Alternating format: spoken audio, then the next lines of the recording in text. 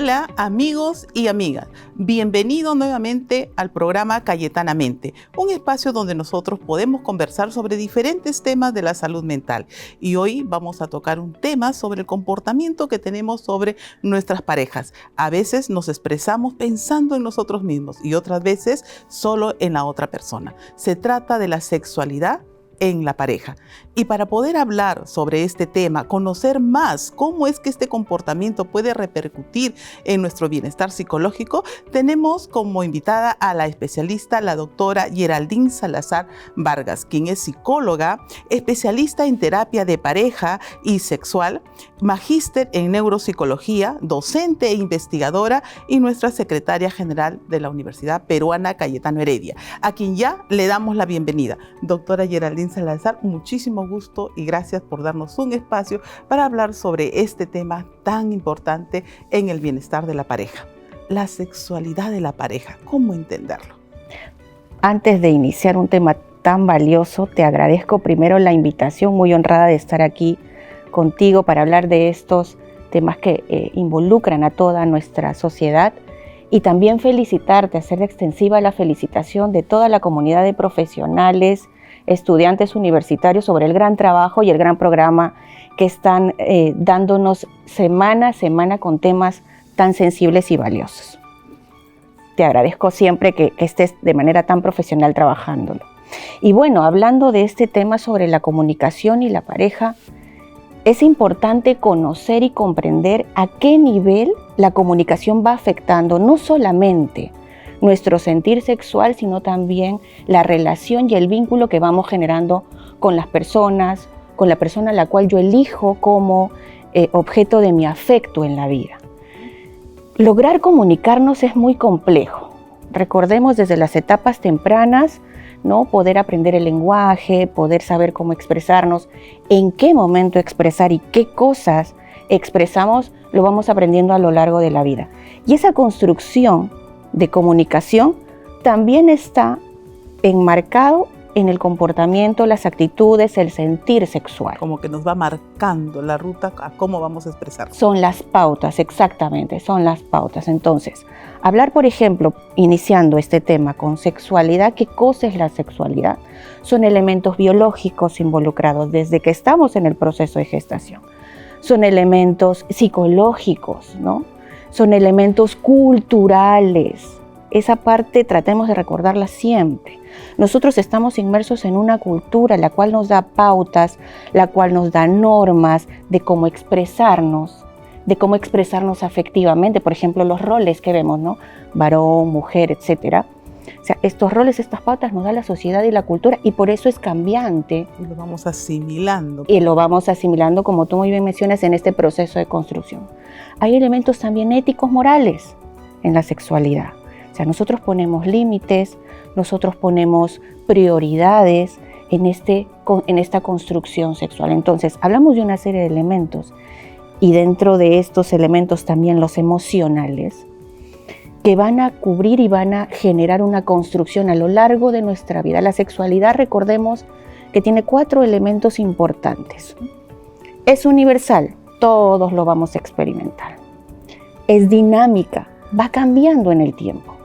No solamente por lo que te mencionaba de las etapas de vida, sino por el dinamismo de nuestra sociedad cambiante. La tercera es afectado por nuestra cultura y nuestra sociedad. Y lo cuarto, que a veces se nos pasa un poquito de la mano, no lo tenemos en cuenta, es parte de quién somos, de nuestra construcción como personas.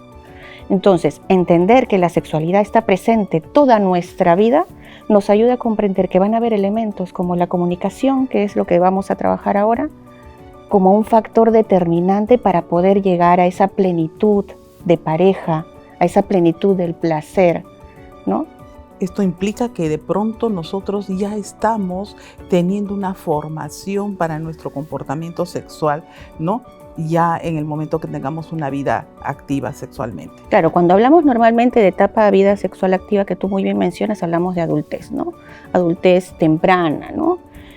Sin embargo, desde la infancia, esos modelos de vida que son nuestros padres o todos los adultos que nos rodean, ya son una fuente importante de información para ir construyéndonos. Por ejemplo, lo que escuchamos comúnmente cuando los niños están creciendo es, si eres varoncito no debes llorar.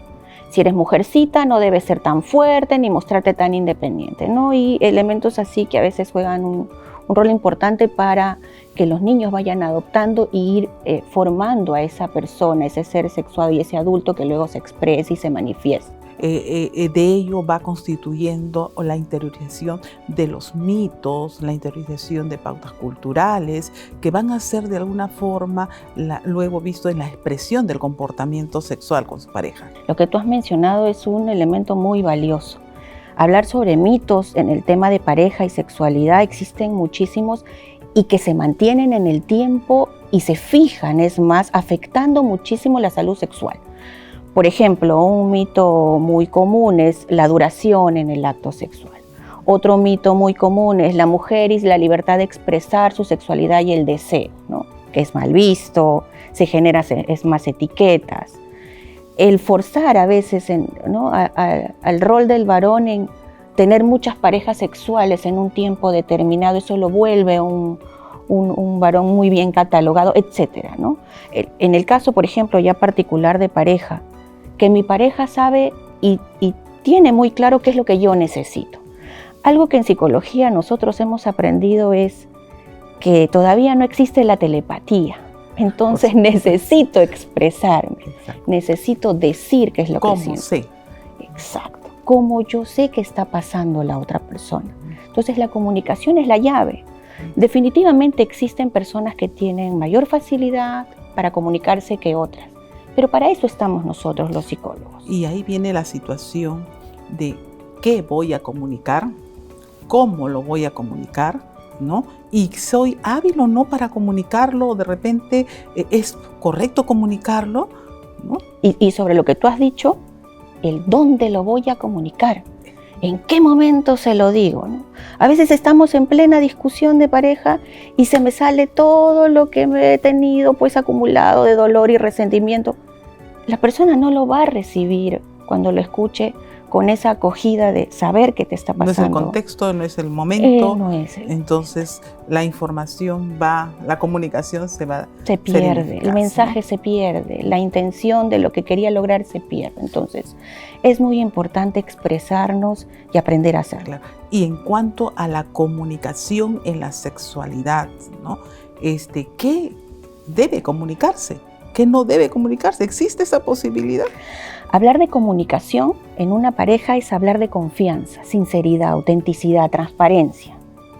Cada vez que nosotros entendemos que una pareja se construye es porque hablamos de frecuencia de interacción, de intercambio de experiencias, de intimidades reveladas, dolorosas, penosas, que nos generan orgullo, felicidad. O sea, es esa posibilidad de ser yo abiertamente hacia ti como pareja.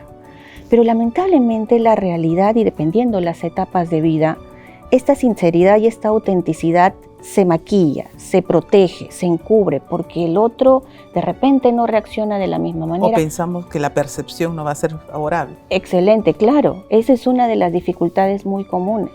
Entonces, en las primeras etapas de relación, de vínculo afectivo, es natural esto. Es una protección natural. Tan igual como lo existe en el tema amical. Hay que protegernos antes de revelarnos como somos.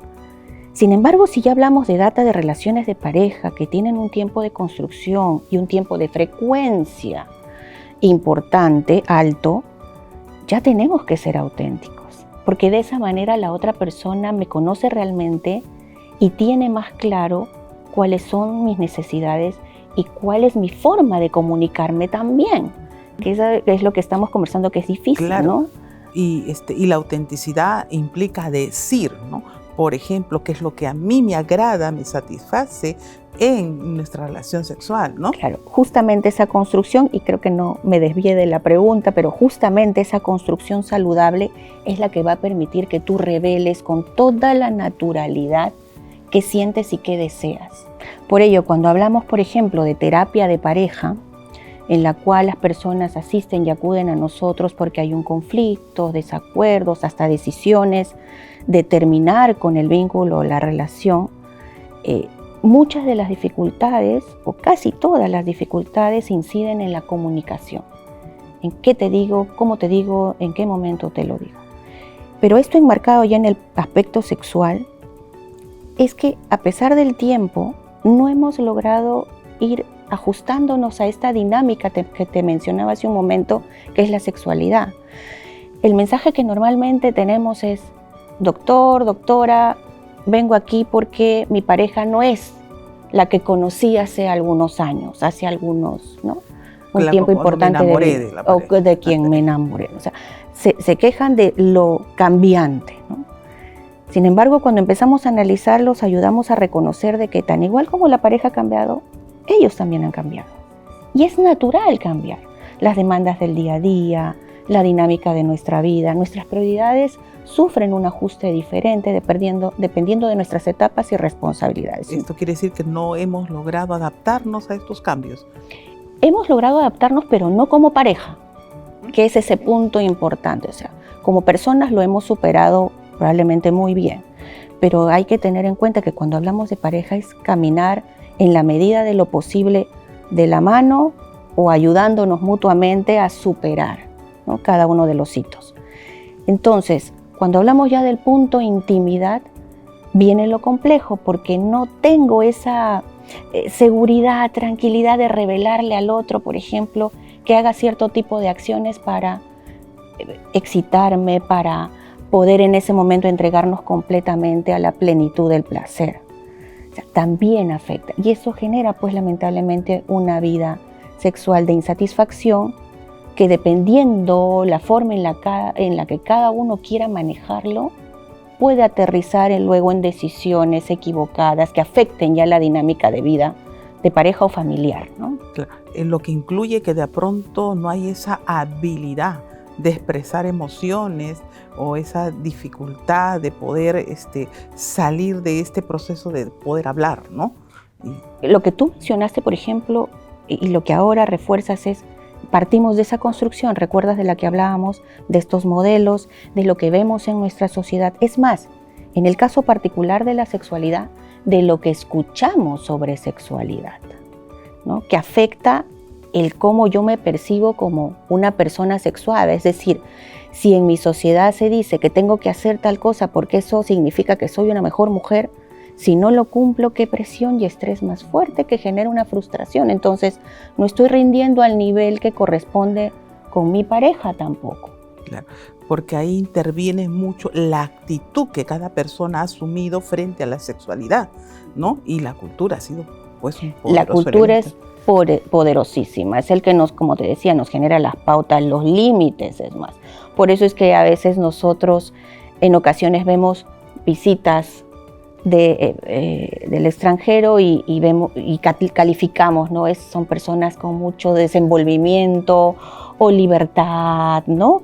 Y viceversa, personas que eligen a mujeres latinas o hombres latinos también por otro tipo de comportamiento. Entonces, esas diferencias culturales nos marcan muchísimo porque son parte de nuestra construcción.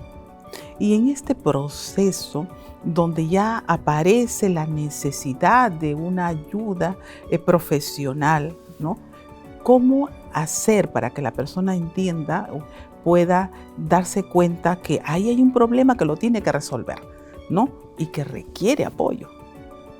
Primero es ayudar en general, a nivel social, el perder el temor a buscar el apoyo psicológico.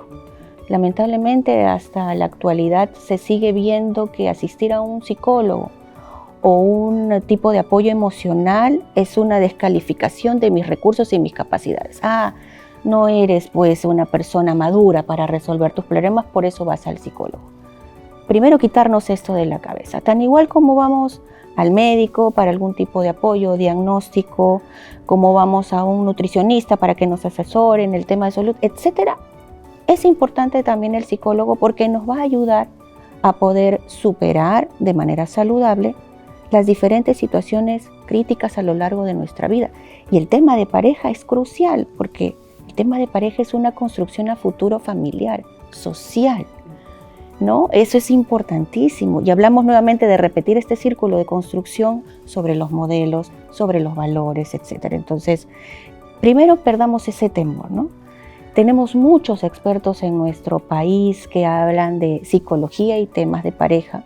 Tenemos pocos en el tema de sexualidad, sin embargo, ya es más la demanda y eso es muy valioso porque vamos a poder atender de la mejor manera. Y hay un elemento muy importante que has señalado, que cómo este comportamiento, estas pautas de crianza, ¿no? Se va a ir transmitiendo a lo largo de generaciones. Tanto así que cuando unos padres tienen adolescentes y a veces tienen la necesidad de hablar, ¿no?, sobre sexualidad, ellos mismos dicen, no, pero a mí, mis padres no me hablaron, yo aprendí de determinada manera, ¿no? Entonces se va generando el conocimiento, pero un conocimiento que de alguna manera no es saludable. Y no solamente no saludable, como tú muy bien mencionas, sino hasta irreal. Recordemos que las investigaciones nos refieren que el primer lugar de búsqueda de información sobre sexualidad, investigación que, perdóname que lo cite, pero lo hicieron en nuestra universidad, el doctor Hugo Salazar, ex decano nuestro y profesor emérito de nuestra institución, realizó una investigación donde mapeó a todo el país para saber dónde buscaba el adolescente la información sobre sexualidad. ¿Cuál es el primer lugar? Los amigos, las revistas, la televisión, ahora el internet, los padres en última instancia y los profesionales todavía mucho más abajo. Entonces, lamentablemente, esta es una información que necesita ser manejada por personas que requieren una preparación.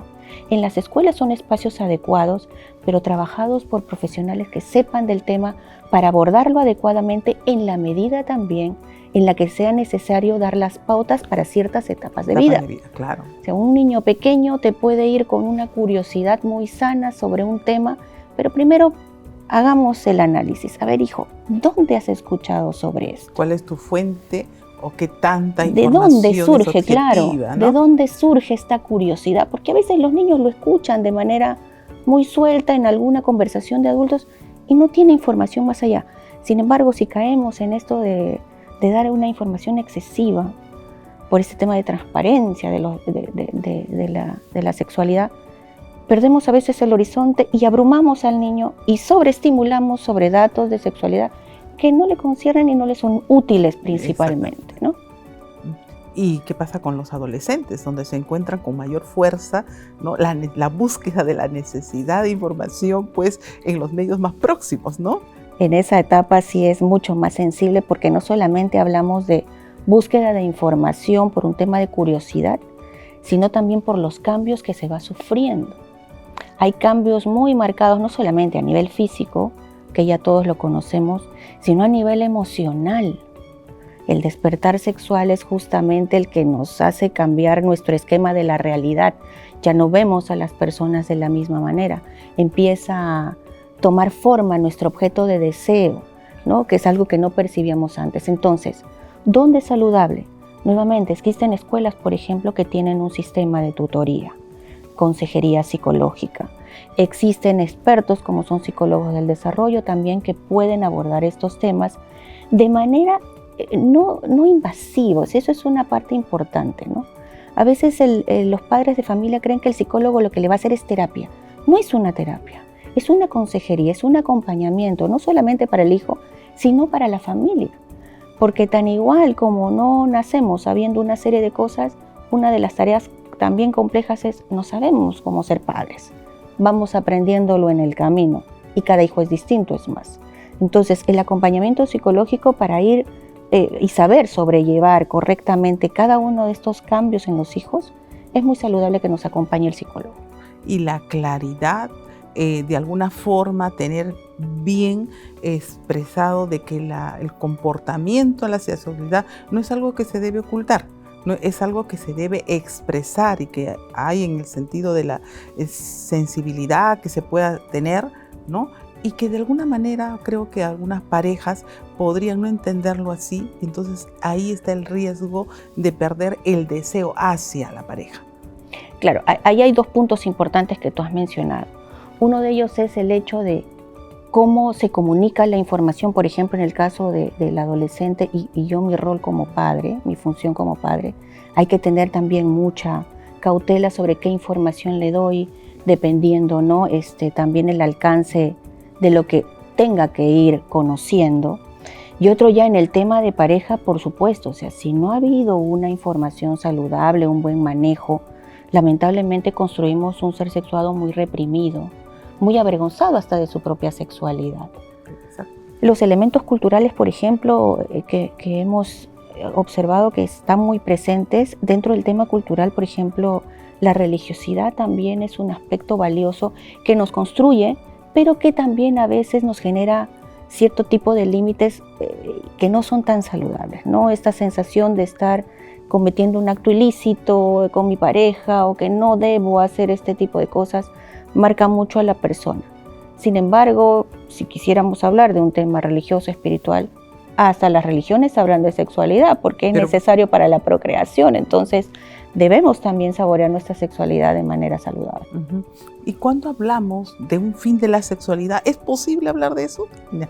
Existen muchos psicólogos, es más, que dicen que sí, ya cuando estamos en una etapa pues de adultez, que bueno, nosotros lo conocemos como adultez tardía, ¿no? 70, 80 años ya, perdimos nuestra función sexual. Eso es un mito completamente falso, ¿no? En realidad, como te decía, nuestra construcción sexual es permanente y nuestro deseo es permanente. Disminuye la frecuencia, la actividad, la forma, mejor dicho, en la cual se expresa. Cambia la forma, pero no el fondo. Seguimos teniendo deseo. Y es ahí otro elemento importante para desmitificar, y te agradezco con ello la pregunta, desmitificar este aspecto tan necesario sobre que el placer y la sexualidad está vinculado a la funcionalidad orgánica. Particularmente, por ejemplo, a los genitales. Si los genitales ya no están en una potencia del 100% de optimismo, ya perdimos nuestra capacidad de lograr satisfacción y placer sexual. Eso no es así. Cuando hablamos de sexualidad, como les mencioné, hablábamos de aspectos biológicos y funcionales. Y en el aspecto biológico funcional, si bien es cierto están las hormonas, está también los sentidos. Visión, audición, piel, sensaciones, sensibilidad, lo que tú muy bien dices. Y la sensibilidad la tenemos permanentemente. Y es justamente la piel el sentido más amplio en nuestro cuerpo y que tiene mayor capacidad de recepción para empezar lo que es el proceso de deseo y excitación. Las caricias, cuán poderosas son las caricias en ciertas zonas de manera universal, pero hay también ciertas zonas de manera particular, personal. Para cada cual. Para cada quien, y eso también se va construyendo en pareja. A veces una persona no reconocía que cierta parte de su cuerpo, te diré un caso particular y que espero que no se reconozca en esta reunión, es la nariz. Yo tuve el caso de una pareja que la persona se sentía plenamente excitada cuando le acariciaban la nariz. Entonces, y llegaba al placer, al orgasmo. Entonces, ese conocimiento se logró bajo la construcción de pareja, ¿no? Pero sí, tenemos la posibilidad de satisfacer nuestra sexualidad. Uno de los aspectos también importantes de la sexualidad es que, aparte del fin reproductivo, es también el fin recreativo y de placer. Somos una de las pocas especies sobre la Tierra que tiene esa posibilidad. Nos recreamos, estamos con estrés, podemos darnos un buen encuentro de pareja y bajamos el estrés en ese momento. O sea, podemos usarlo también como un aspecto importante. Terapéutico. Sí, terapéutico. O qué importante es tener en cuenta que la misma persona reconozca cómo es que puede lograr un bienestar en la relación de pareja, ¿no? Doctora, si quisiéramos nosotros, el tiempo ya nos ganó, si quisiéramos de pronto decir a las personas cómo podrían mejorar su comunicación en su pareja, ¿no? Para poder tener una calidad en sus relaciones sexuales, ¿qué usted sugeriría? Primero que nada, recordar que hablar de pareja significa una frecuencia de encuentros, ¿no? Permanentes, casi como es lo cotidiano, y que ello va a llevar a desacuerdos. Estos desacuerdos, discusiones. Es natural que toda pareja tenga discusiones como parte de su relación. Como primer punto, ¿por qué? Porque no hablamos de una pareja que va a existir sin ello. Y esto nos va a permitir también aceptar que al haber discusiones tengo que entonces comunicar, decir lo que voy sintiendo, perder de alguna manera el reparo, la vergüenza, porque estoy con alguien de confianza, alguien que me acepta y me valora como soy, por eso está conmigo. Más allá de las debilidades que yo pueda tener, esa persona me eligió a mí. Entonces, tengamos la tranquilidad que va a seguir con nosotros a pesar de lo que vayamos revelando. Y es muy saludable que mutuamente se explore en pareja cuáles son estos elementos, como habíamos visto, de los sentidos, de esta intimidad que nos permita disfrutar mucho más. Tratemos de repente en ocasiones como pareja dejar a un ladito, ¿sí?, el irnos directamente al acto. Primero hagamos un preámbulo que nos permita relajarnos, que nos permita conocernos un poquito más, que nos permita reconocer qué es lo que te gusta y qué es lo que me gusta a mí. Negociemos, porque va a haber un momento en que yo ceda, en que hagas algunas cosas que a ti te generen mayor placer y yo también lo haré en otro momento. Pero eso es parte de ser pareja, construir nuevamente, construir saludablemente.